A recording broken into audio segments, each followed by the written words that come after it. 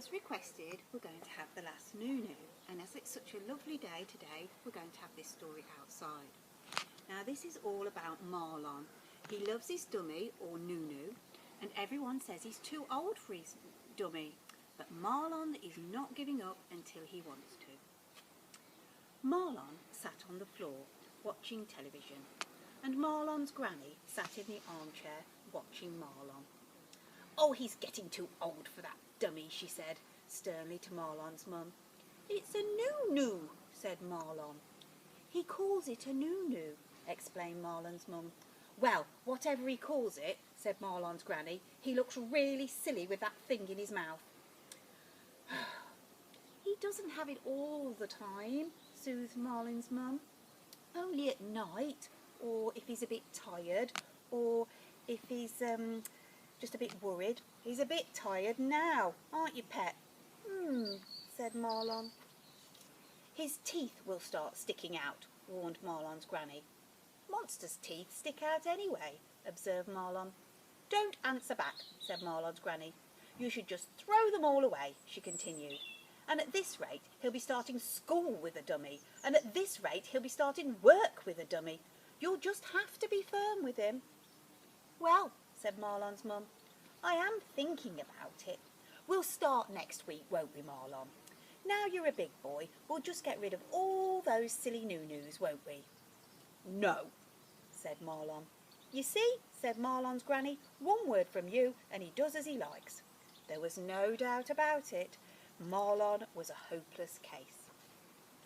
Now Marlon's mum decided to take drastic action. She gathered up every single Noo Noo she could find and she put them in the dustbin. 5 minutes before the rubbish truck arrived. But Marlon had made plans. Just in case the worst should happen. He had secret Noo Noo supplies all over the house. There was a yellow one down the side of the armchair, a blue one at the back of the bread bin, various different types in his toy ambulance, and his favourite pink one was lurking in the toe of his Wellington boot. His mummy and granny were astonished. They couldn't think where he kept getting these Noo Noos from. "You'll be teased when you go out to play," warned his granny.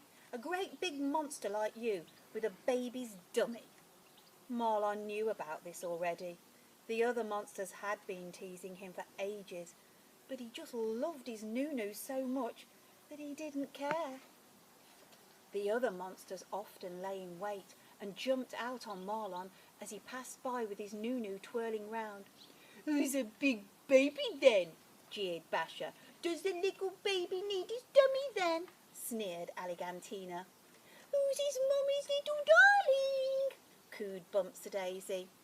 Marlon always ignored their taunts. "You're just jealous," he replied. "You wish you'd got one too." And gradually the secret supply of Noo Noos dwindled.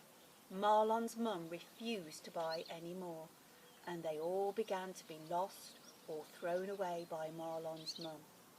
Finally, there was only one left, the pink one. Marlon kept it with him at all times, either in his mouth or under his pillow or in the toe of his Wellington boot, where no one thought to look.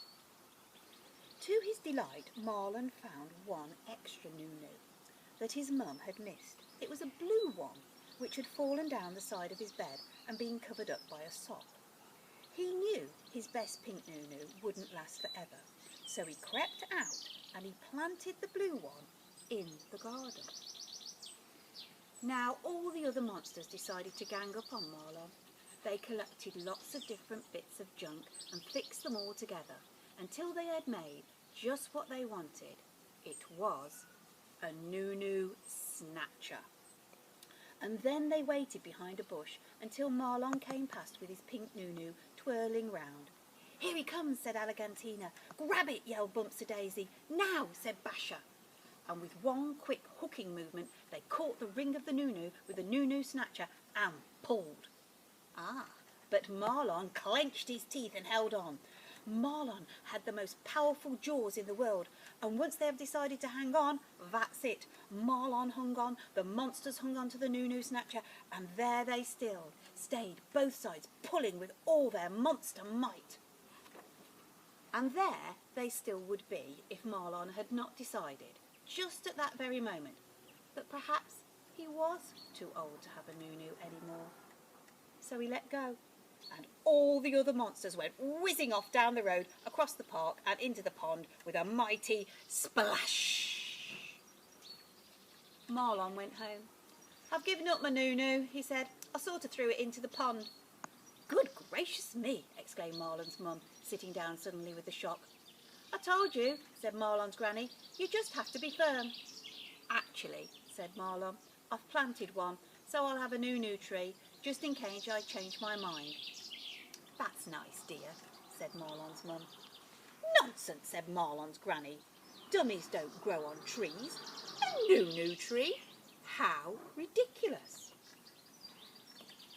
Or is it?